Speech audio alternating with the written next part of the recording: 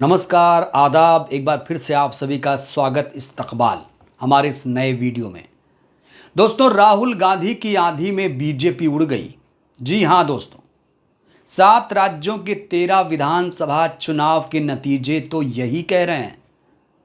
जिस तरीके से लोकसभा के चुनाव में बीजेपी अयोध्या हार गई थी, उसी तरीके से उपचुनाव में उत्तराखंड का बद्रीनाथ, जहां पर मोदी जी इस तरह का वस्त्र पहनकर भक्ति कर रहे थे, लेकिन जनता अब समझ गई कि जनता के मुद्दे कौन उठाता है और धर्म नफरत की राजनीति कौन करता है। और इसीलिए दोस्तों, देश की जनता ने बीजेपी को तगड़ा झटका दिया है। दोस्तों, सबसे पहले मैं आपको खबर बताना चाहता हूं। दरअसल दोस्तों, आज 7 राज्यों की 13 विधानसभा सीटों के जो चुनाव के नतीजे थे आ गए हैं। दोस्तों, जान लेते हैं कि कौन कौन से राज्य हैं, कौन कौन सी सीटें हैं जहां पर नतीजे घोषित हुए हैं। मध्य प्रदेश की अमरवाड़ा सीट है, बिहार की रुपौली सीट है, पश्चिम बंगाल की रानाघाट, रायगंज, बागदा, मानिकतला, पंजाब की जलंधर है, हिमाचल की 3 सीटें हैं, हमीरपुर, देहरा, नलगढ़, उत्तराखंड की बद्रीनाथ, मैंगलोर, तमिलनाडु की विक्रवंडी सीट। 7 राज्यों की 13 विधानसभा सीटों में दोस्तों भारतीय जनता पार्टी का सुपड़ा साफ हो गया है। अगर मैं इन 13 सीटों पर नतीजे आपको बताऊं दोस्तों, तो बीजेपी 1-2 सीट पर सिर्फ जीत पाई है, बाकी पर इंडिया गठबंधन की जीत हुई है। दोस्तों, बिहार में जेडीयू ने कड़ी फाइट दी। हालांकि जेडीयू की जीत हो रही थी, लेकिन बिहार की रुपौली सीट पर इंडिपेंडेंट ने जीत की है। देहरा जो हिमाचल प्रदेश की सीट है, कांग्रेस पार्टी ने जीती है। दोस्तों, एक हमीरपुर सीट है जहां पर भारतीय जनता पार्टी जीती है। दोस्तों, नलगढ़ सीट कांग्रेस ने जीती है। मध्य प्रदेश की अमरवाड़ा सीट कांग्रेस पार्टी ने जीती है। जलंधर की सीट दोस्तों आम आदमी पार्टी ने जीती है। लोगों की रिएक्शन भी आए हैं, मैं आपको दिखाऊंगा। विक्रमवंडी जो तमिलनाडु की सीट है, डीएमके ने जीती है। डीएमके जो इंडिया गठबंधन की सहयोगी है। बद्रीनाथ में कांग्रेस का जादू चला है और मैंगलोर में भी कांग्रेस पार्टी ने जीत हासिल की है। दोस्तों, रायगंज जो पश्चिम बंगाल की है, टीएमसी ने जीता है और टीएमसी ने चारों सीटों पर टीएमसी ने जीत दर्ज की है। भारतीय जनता पार्टी ने धर्म नफरत की राजनीति की थी, ये किसी से छुपा नहीं है, लेकिन वहां की जनता ने दोस्तों बीजेपी को उपचुनाव में सबक सिखाया। पर जीत के बाद इंडिया गठबंधन में खुशी की लहर देखी जा रही है। कांग्रेस पार्टी फूले नहीं समा रही है, उसके जो सहयोगी दल हैं वो खुश हैं और इस समय राहुल गांधी की दोस्तों जमकर तारीफ हो रही है। राहुल गांधी ने भी इस पर रिएक्शन दिया है। मैं आपको बताऊंगा दोस्तों राहुल गांधी ने क्या कुछ कहा है। इस बीच दोस्तों, पंजाब में आम आदमी पार्टी की जीत के बाद दिल्ली सरकार में मंत्री सौरभ भारद्वाज ने क्या कहा है वो मैं आपको बताना चाहता हूं। उन्होंने कहा, ये लोकतंत्र की खूबसूरती है। एक उम्मीदवार ने 2022 में आपसे चुनाव लड़ा और जीता, लेकिन उसने अपनी मां समान पार्टी को धोखा दिया और बीजेपी में चला गया। बीजेपी से जब वह चुनाव लड़ रहा है तो वह तीसरे नंबर पर है और बहुत पीछे रहा। जनता ने सबक सिखाया। जनता धोखा देने वालों के साथ नहीं जाती। जनता का विश्वास पंजाब सरकार के साथ है। उन्हें भगवंत मान का काम पसंद आ रहा है। दोस्तों, अब आपको बताते हैं हिमाचल प्रदेश के मुख्यमंत्री सुखविंदर सिंह सुक्खू जी ने क्या कहा है। दोस्तों, उन्होंने कहा कि हिमाचल की जनता ने हमें 2022 में 40 सीटें दी थी। हमें फिर से जिताना जनता ने तय किया। जिस प्रकार की खरीद फरोख्त हिमाचल में हुई, उसका जवाब जनता ने दिया। देहरा उपचुनाव में मैंने अपनी सरकार की साख दांव पर लगाई थी। 25 साल से कांग्रेस पार्टी वहां जीत नहीं पा रही थी। जब मुख्यमंत्री अपने परिवार के किसी व्यक्ति को मैदान में उतारता है तो उसकी साख दांव पर होती है। बीजेपी ने पूरा जोर लगाया, लेकिन मैं देहरा की जनता का धन्यवाद देता हूं कि उन्होंने अपने विवेक का इस्तेमाल किया और कमलेश ठाकुर की एक अच्छी जीत हुई। मैं उन्हें बधाई देता हूं। दोस्तों, बीजेपी की हार के बाद सबसे ज्यादा ये तस्वीर वायरल है। नरेंद्र मोदी की ये तस्वीर दोस्तों वायरल है। भगवा वस्त्र पहनकर वो आराधना साधना भक्ति में लीन हैं और बद्रीनाथ हार के बाद नरेंद्र मोदी ट्रोल हो रहे हैं। ट्विटर पर ज़बरदस्त तरीके से उनका ये जो तस्वीर है वायरल हो रहा है और इस पर लोग अपने अपने तरीके से दोस्तों रिएक्शन दे रहे हैं। और ये कांग्रेस के बीवी श्रीनिवास ने दोस्तों इसको ट्वीट किया, लिखा है, राम ने अयोध्या में बीजेपी को हराया, महादेव ने बद्रीनाथ में भाजपा को हराया, धर्म का धंधा करने वाले भाजपाइयों को बड़ा झटका। एक बोलता हिंदुस्तान ने दोस्तों लिखा है कि अयोध्या के बाद बद्रीनाथ में हारी भाजपा, कांग्रेस के लखपत सिंह ने जीत हासिल की। दोस्तों जैसे ही लखपत सिंह जीते वहां पर ढोल नगाड़ों के साथ उनका स्वागत किया गया। कांग्रेस इस समय दोस्तों जश्न मना रही है।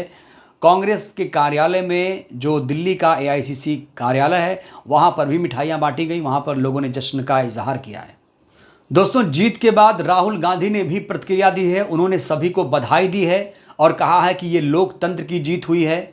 बीजेपी जिस तरीके से धर्म की राजनीति कर रही है, वो धर्म का धंधा कर रही है, अब जनता समझ गई है। अब भाजपा आगे कोई भी चुनाव नहीं जीत पाएगी।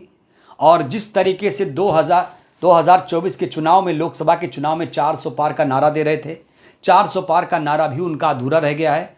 राहुल गांधी ने यह भी कहा कि जो लोग नफरत फैलाते हैं वो कभी अब चुनाव नहीं जीत पाएंगे और मोहब्बत की दुकान खोलने वाले या मोहब्बत का पैगाम देने वाले ही दोस्तों चुनाव जीत पाएंगे।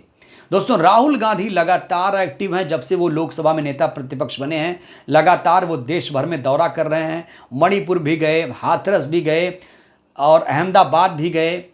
और इसलिए दोस्तों ये जो जीत है खासतौर से राहुल गांधी को इसका श्रेय दिया जा रहा है, क्योंकि दोस्तों उत्तराखंड में कांग्रेस पार्टी ने जिस तरीके से कमाल किया उसका श्रेय राहुल गांधी को जा रहा है।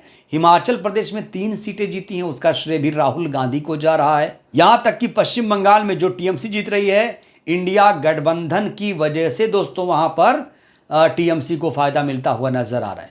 तो दोस्तों एक बार फिर से इंडिया गठबंधन ने एकजुटता का परिचय दिया है और आने वाले चुनाव में दोस्तों अब भाजपा का जीतना मुश्किल हो जाएगा, क्योंकि जो बद्रीनाथ हार सकती है, जो अयोध्या हार सकती है, वो कहां जीतेगी ये आप खुद दोस्तों अंदाजा लगा सकते हैं। दोस्तों कांग्रेस की प्रवक्ता सुप्रिया श्रीनेत ने लिखा है, धर्म आस्था है, राजनीतिक व्यापार नहीं। अयोध्या से लेकर बद्रीनाथ प्रभु का यही संदेश है। दोस्तों इंडिया गठबंधन ने ट्वीट किया है कि अयोध्या के बाद इंडिया गठबंधन ने जीता बद्रीनाथ, कैसे हो अंधभक्तों, Burnol on the way, Burnol रास्ते में है, आप लोग लगाने को तैयार रहो। दोस्तों कांग्रेस पार्टी ने इस बीच महंगाई को लेकर एक डेटा जारी किया है और कहा है एक जरूरी खबर, आप लोग भी इस जरूरी खबर को सुनिए। दोस्तों ये ट्वीट देखिए, महंगाई दर इस साल के रिकॉर्ड स्तर पर पहुंच गई है। खाने पीने के सामान के साथ अनाज, दाल, दूध, सब्जी सब महंगा हुआ। खाद्य महंगाई करीब 10%, अनाज की महंगाई करीब 9%, दालों की महंगाई 16% से ज़्यादा, सब्जियों की महंगाई करीब 30%। महंगाई मैन मोदी का कहर जारी है। दोस्तों लगातार महंगाई, बेरोजगारी, गरीबी बढ़ रही है, लेकिन ये जो सरकार अपनी पीठ थपथपा रही है वो मानने को ही तैयार नहीं है कि गरीबी, बेरोजगारी बढ़ रही है। जब प्रधानमंत्री से पूछा जाता है कि महंगाई बढ़ गई है तो वो कहते हैं नहीं महंगाई नहीं बढ़ी है भैया, इससे ज़्यादा महंगाई इंदिरा जी के ज़माने में थी। दोस्तों इंदिरा जी से याद आया, बीजेपी ने 25 जून को जानते हैं क्या किया है? बीजेपी ने 25 जून को अब संविधान हत्या दिवस मनाने की बात कही है। और इसको लेकर दोस्तों खड़गे जी ने, जो कांग्रेस के अध्यक्ष हैं, उन्होंने एक तीखी प्रतिक्रिया दी है। क्या कहा है सुनिए। उन्होंने कहा है कि पीएम मोदी 10 सालों में आपकी सरकार ने हर दिन संविधान हत्या दिवस ही तो मनाया। आपने देश के हर गरीब व वंचित तबके से उनका आत्मसम्मान छीना है। आपके मुंह से संविधान की बातें अच्छी नहीं लगती। भाजपा संघ संविधान मिटाकर मनुस्मृति लागू करना चाहती है, जिससे दलितों, आदिवासियों, पिछड़ों के अधिकारों पर कुठाराघात किया जा सके। बिल्कुल ठीक बात कह रहे हैं दोस्तों खड़गे साहब। मनुस्मृति जानते हैं, दिल्ली विश्वविद्यालय के एलएलबी के छात्रों को मनुस्मृति पढ़ाने का एक प्रस्ताव आया था। कौन लोग हैं वो जो विश्वविद्यालयों में मनुस्मृति पढ़ाना चाहते हैं, संविधान के पहले उसे खड़ा करना चाहते हैं? इसीलिए दोस्तों ये खड़गे साहब कह रहे हैं कि ये तो मनुस्मृति को मानने वाले लोग हैं, इनको संविधान लोकतंत्र से कोई मतलब नहीं है। हालांकि दोस्तों अच्छी बात ये रही कि डीयू के जो वाइस चांसलर थे उन्होंने इस प्रस्ताव को खारिज कर दिया। तो दोस्तों बीजेपी का जो चाल, चरित्र और चेहरा है अब वो खुलकर सबके सामने आ गया है। इस जीत से दोस्तों इंडिया गठबंधन के लोग बहुत ज़्यादा उत्साहित हैं, उनके समर्थक जश्न मना रहे हैं। अब दोस्तों समझते हैं कि आखिर इस जीत के मायने क्या हैं। देखिए इस जीत के बहुत सारे मायने हैं। क्यों? क्योंकि दोस्तों अब उत्तर प्रदेश में 10 सीटों पर उपचुनाव है। उसके बाद हरियाणा, महाराष्ट्र में विधानसभा का चुनाव है इसी साल अक्टूबर-नवंबर में। बिहार में 2025 में विधानसभा का चुनाव है। 2027 में उत्तर प्रदेश में चुनाव है और 2024 के नतीजे आपके सामने हैं। उत्तर प्रदेश में सबसे बड़ी पार्टी बनकर उभर गई समाजवादी पार्टी और कांग्रेस पार्टी ने भी वहाँ पर अच्छा खासा प्रदर्शन किया। तो इंडिया गठबंधन ने 2024 में दोस्तों कमाल किया और आगे भी इनका जो प्रदर्शन है ऐसे ही जारी रहेगा, वो चाहे हरियाणा हो चाहे महाराष्ट्र हो।